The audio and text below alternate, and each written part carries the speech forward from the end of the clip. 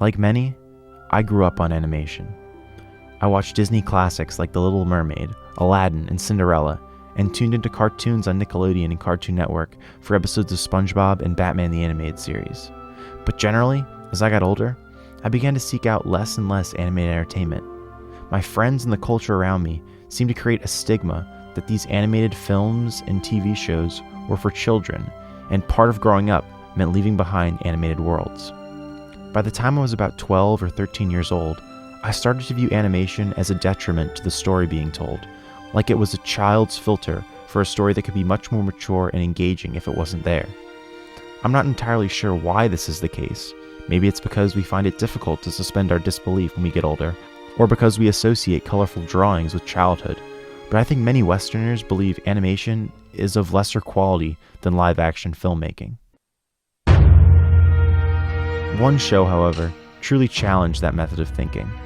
When I was about 12, I had just finished Avatar: The Last Airbender, the story of a young boy and his friends taking on the power-hungry Fire Nation to bring balance to a divided world via some incredibly cool and unique elemental kung fu.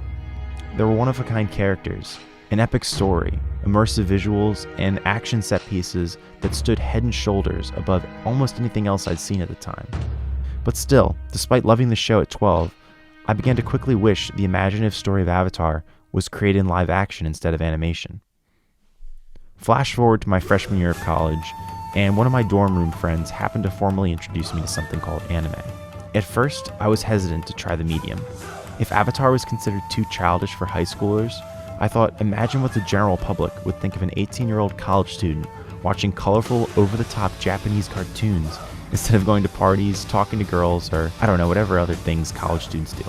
But with so many things in life, then I just told myself, why not try it? Part of me felt like it always knew I would love anime. There were so many examples in the medium that showcase exactly why animation could be advantageous to live action. Shows and movies could showcase incredible action, breathtaking imagery, detailed emotions, and entire worlds as if the screen was a canvas where each gust of wind, each frame of motion, came from an artist's vision and dream. Anime was a window into a familiar, yet completely distant wonderland.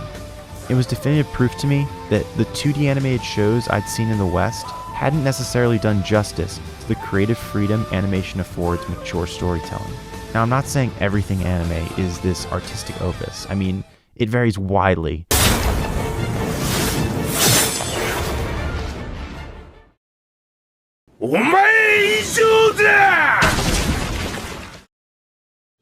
But in the good anime, the ones that are truly utilizing the strengths of the medium, I think they're the quintessential expression of the stories and ideas they're telling.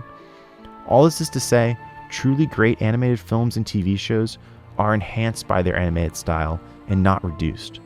While I didn't realize it at the time, Avatar: The Last Airbender was the perfect example of this. Its choice to be animated was instrumental to its storytelling and world building. The Last Airbender film is proof that animation and live action both have a creative niche for storytelling that cannot be entirely replicated even with a massive budget. However, many still see animation as childish and inferior to live action. So I want to use two incredible anime from college, Your Name and Attack on Titan, to demonstrate why animation is just as relevant and creatively valuable as live action filmmaking. And while I could focus on these two works' narratives and characters to prove my point, I want to exclusively focus on why their animation itself elevates that particular work to greater heights. If you think you're too cool for animation or for anime, well then, I guess you were just like me and so many others. But as a newly enlightened animation lover, I wanted to show you why you should heartily reconsider and give animation a chance to blow you away.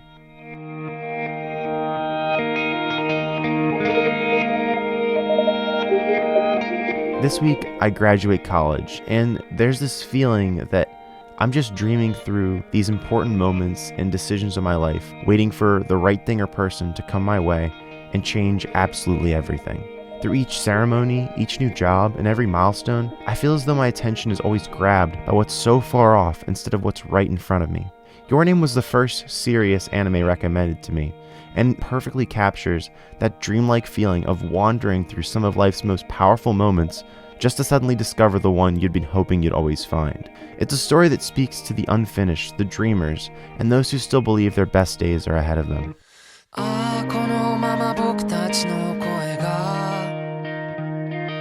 世界の端っこまで消えることなく The plot follows a teenage country girl named Mitsuha who dreams of one day leaving her small village and its traditions for the rapturous and exciting city life of Tokyo. Her wish seems to be granted, as one day she wakes up in the body of a high school Tokyo student named Taki. She soon realizes that when she takes control of Taki, Taki does the same to her. This sounds like some sort of melodramatic teen comedy, but I promise this is so far from the case. The story, the characters, and the themes of Your Name really do come into their own in the second half of the film, and I believe the X factor that really elevates the story itself is the purpose and quality of Makoto Shinkai's animation. Just as the two characters struggle to remember each other like half-remembered dreams, the animation itself puts a facade over the viewer. Shinkai's drawings evoke feelings of fireworks, summertime sunsets, and young love in a way that feels irreplicatable in live action. The animation, then, isn't a barrier to the story, rather, it's a catalyst for its emotions. Just as the narrative evokes feelings of longing for something unknown, yet so intrinsically necessary, the animation itself creates the same dilemma in our minds, as if the answers to our biggest questions lie somewhere far beyond our own physical world, in a fantastic, far-off place that looks so real at times, but so magical at others. Another animated film that really hammers home the message of the movie through its animation is Toy Story. Imagine trying to tell that story with live-action humans and environments and CG toys. Not only is there a technical barrier to convince the audience that the CG elements and the in-camera sets match, which I'll talk about a little bit more in the next section, but the story itself would feel less nostalgic and pointed. The exaggerated elements and design of the screenplay would lack the same transparency they originally had, and maybe most importantly, I believe audiences would lose that sheen of innocence that washes over them when they watch these films. It's a sheen that makes adults cry about losing their toys, and kids laugh and dream about their action figures coming to life at home. What I want to get across here is that the animation can be a crucial instrument to the story being told. What Shinkai did with Your Name and what Pixar did with Toy Story both exemplify the power animation has to transport us to a place and state of mind that live-action films simply cannot replicate.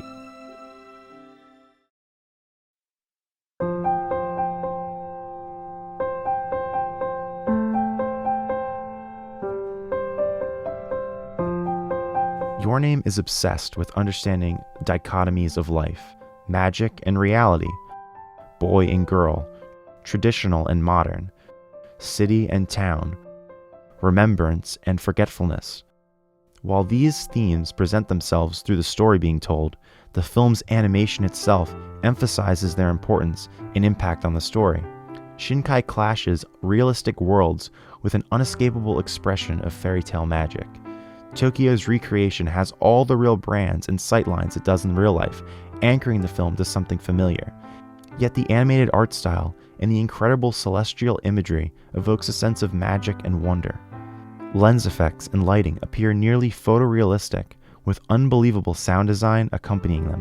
Scenes of just people eating breakfast or busy city streets act as though they're meant to be from our world, yet other images look like they're abstract expressional drawings. Everything looks like I could reach out and touch it, but at the same time, imagery appears as though it can't be from this earth. In this way, the animation perfectly plays into the dichotomies of the film's narrative. The way the animation can have the photorealism to connect us to the world, yet simultaneously possesses the imaginative and exaggerated attributes of 2D hand-drawn animation, elevates the emotions and immersion in the storytelling. I'm not saying these dichotomies are impossible to realize visually in live action, but I would argue that their contrast is far more potent in animated form. And finally, the film is simply a sight to behold. In the same way some of the grandest live-action shots evoke a sense of awe and scale, Shinkai's animation is like an art gallery in motion. From beautiful skylines to imperfections on walkways, the film's attention to the smallest and largest of details sets it apart from nearly every other animated feature I've seen. I mean, just look at this. 愛し方さえも君の匂いがした歩き方さえもその笑い声がしたいつか消えてなくなる君のすべてをこの目に焼き付けておくことはもう権利なんかじゃない義務だと思うんだ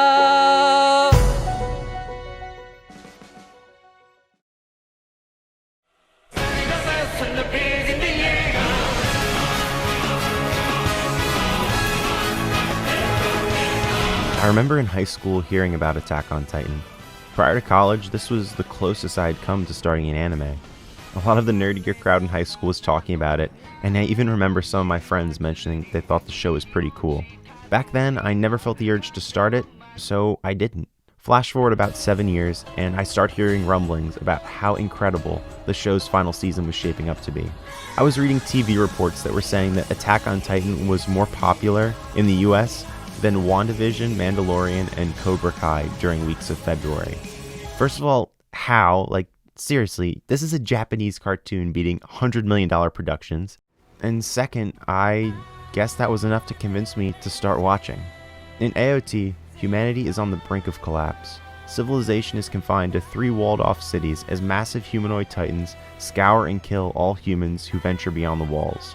To combat these titans, humans have devoted nearly all their resources to developing special anti-Titan weaponry that include this incredibly cool 3D movement gear that allows soldiers to fly around the Titans like Spider-Man while these massive beasts swat at them like flies. It's hard to imagine a more effective hook than the first episode of Attack on Titan. And from that episode to the final season, I don't think I'd ever binge-watched a show so quickly. I watched the show so fast, in fact, that I caught up to the output of the final season in just 2 weeks. And then, when I watched the final episode, I realized this was only the halfway mark of the final season, and I would have to wait an entire year to find out what happens next. Each episode had so many incredible moments, unbelievable plot twists, and specifically for the purpose of this video, drop-dead gorgeous animation. Every aspect of animation that Avatar took advantage of was just brought up to 11 with this show. And to this date, nothing has come close to what Attack on Titan does. Remember when I talked about how Your Name and Toy Story use animation to visually emphasize and sell the emotions and feelings of the narrative? Well, instead of that, Attack on Titan uses its animation as a supercharger for its action.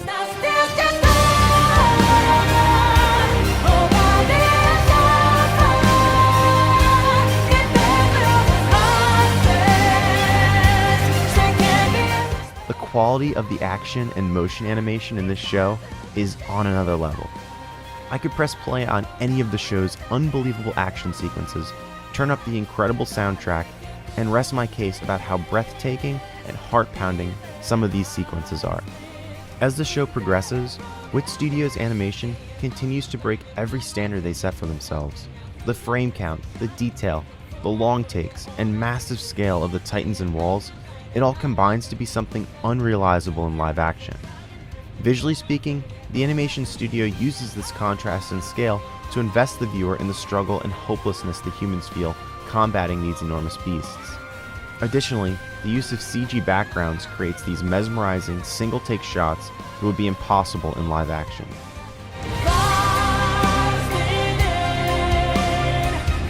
Motion and action can be artistically accentuated with unique tools the medium provides.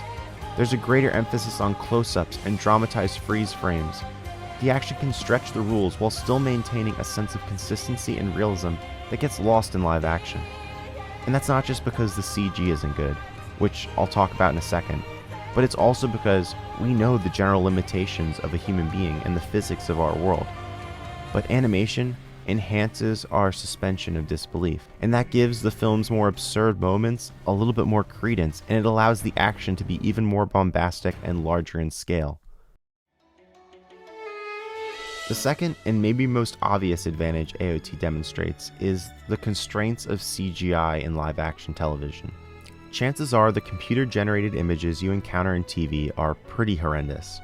Unless we're talking Game of Thrones, most visual effects studios have a pretty quick turnaround and limited funding when it comes to TV shows, so the effects aren't always as polished as they would be in a feature film. This isn't to say that visual effects can't look good on the cheap. But for a 25-episode season of television, even what would normally be considered as economically good CG would cost a fortune. And beyond cost, even if a studio was willing to shell out that kind of cash for a huge budget blockbuster show, CG can be extremely complicated to convincingly pull off when it has to be extensively used. Overuse and poor implementation can create a clear divide between the viewer and the story being told. Look at Black Panther, for example. After setting up a fantastic villain and building tension to a climactic final battle, the ending of the film falls flat due to poorly executed visual effects. The entire sequence looks fake and took me out of the film at the exact moment where the story reached the pinnacle of what it was trying to convey. And that movie cost $200 million to make. Moreover, even when films execute great visual effects in large battle sequences, the viewer is often still aware that what they're looking at is fake. Hiding stunt doubles with tricky camera work and limiting the amount of practical effects used can all remove the viewer from the action. Don't get me wrong, there are incredible live-action visual effects, but when films are placed on the largest of scales and in the most fantastic of worlds, there comes a moment where the groundedness and seriousness of the story clash with the shoddy effects and the limitations of working with CG in a photorealistic environment. Because in AOT nearly everything is hand-drawn or computer animated though, there is no void between the real and the fake, or limitations to what the action sequences can look like. When the show transitions to bombastic action, there isn't any divide or apparent visual difference from the rest of the show.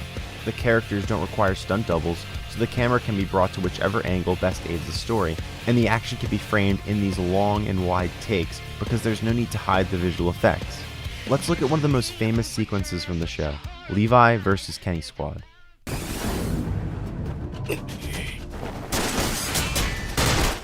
Because of the freedom animation affords, the camera can move freely around the character as he dodges environmental hazards and springs from object to object. No effects or shaky cam have to be used to hide the visual effects because everything is hand-drawn or computer generated.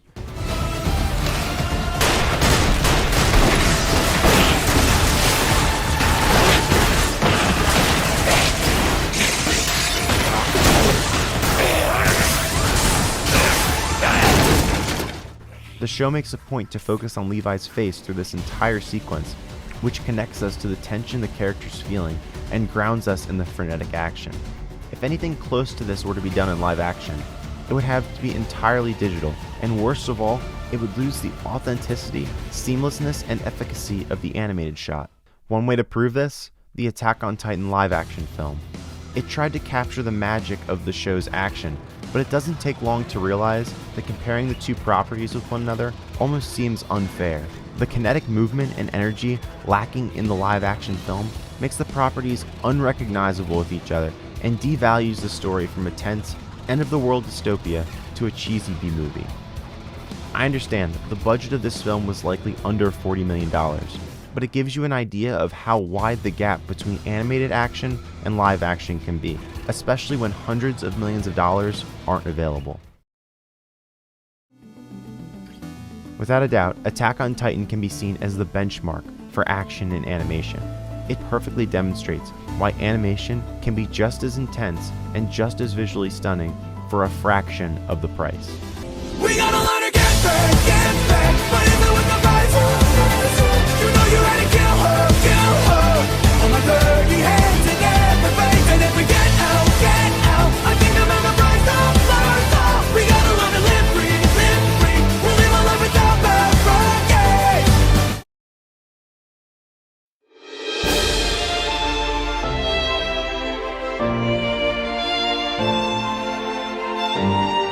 While animation and especially anime have become more culturally acceptable across older demographics, I still feel like the medium has such a long way to go before it reaches its full mainstream potential. Disney, Pixar, and DreamWorks have shown how a narrative can be expertly presented in animation, but few films in the West have shown some of the medium's more mature applications. Anime was the way I discovered that animation wasn't just for kids or man-childs. Foreign greats like Attack on Titan, Your Name, and so many others showcase the numerous advantages animation affords a particular story and its visual spectacle. I understand, subtitles can be a huge barrier to entry, and the English dubs are often so bad that they ruin the show entirely. If you're hungry, one Hamon sandwich coming up! But as the Academy Award-winning director of the Korean film Parasite said in his acceptance speech, once you overcome the 1-inch tall barrier of subtitles, you will be introduced to so many more amazing films. maybe you're just like I was, and you're hesitant to try anime or mature animation. But please, give it a chance. Don't be afraid to try something new, because maybe you'll leave just as fascinated, awestruck, and captivated by this wonderfully imaginative art form as I did.